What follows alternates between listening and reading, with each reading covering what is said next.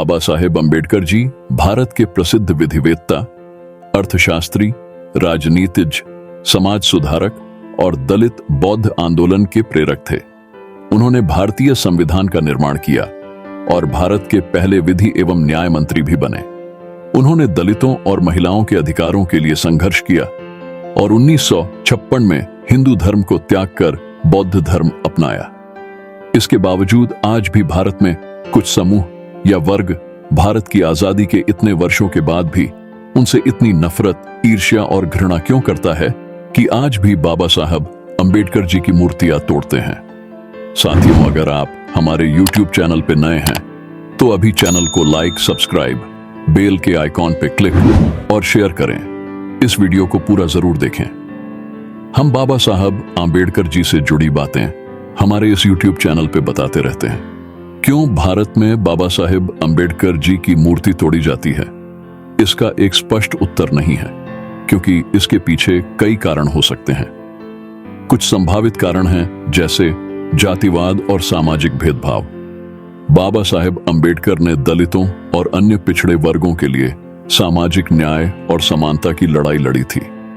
उन्होंने अछूतों के विरुद्ध होने वाले अत्याचार और अन्याय का विरोध किया था। उन्होंने भारत के संविधान को लिखा था, जिसमें अलग अलग धर्म, जाति, लिंग और वर्ग के लोगों के लिए मौलिक अधिकार और संवैधानिक सुरक्षा प्रदान की गई थी। इनके कार्यों और विचारों के कारण उन्हें दलितों और अन्य निम्न वर्गों के लोगों का नायक माना जाता है। इसके विपरीत कुछ ऊंची जातियों के लोगों को उनसे ईर्ष्या, घृणा और असहिष्णुता हो सकती है। ऐसे लोग अंबेडकर की मूर्तियों को तोड़कर उनके सम्मान को ठेस पहुंचाना चाहते हैं। राजनीतिक और आर्थिक हित। बाबा साहेब अंबेडकर ने न केवल सामाजिक न्याय की बात की थी, बल्कि वे श्रमिकों, किसानों और महिलाओं के अधिकारों का भी समर्थन करते थे। उन्होंने भारत के आर्थिक और शिक्षा नीतियों पर भी अपने विचार व्यक्त किए थे। उनके इन विचारों से कुछ राजनीतिक और आर्थिक शक्तियों को खतरा महसूस हो सकता है, जो अपने स्वार्थ के लिए लोगों को बांटना और शोषण करना चाहते हैं। ऐसे लोग अंबेडकर की मूर्तियों को तोड़कर उनके प्रभाव को कम करना और उनके अनुयायियों को डराना और दबाना चाहते हैं। धार्मिक और सांस्कृतिक असहमति। बाबा साहेब अंबेडकर ने अपने जीवन के अंतिम वर्षों में हिंदू धर्म को त्याग कर बौद्ध धर्म अपनाया था। उन्होंने अपने लाखों अनुयायियों को भी बौद्ध धर्म में शामिल होने का आह्वान किया था। उन्होंने हिंदू धर्म में जाति प्रथा, बलि प्रथा, देवी देवता पूजा और अन्य अंधविश्वासों का खंडन किया था। इनके कारण कुछ हिंदू लोगों को उनसे धार्मिक और सांस्कृतिक असहमति हो सकती है।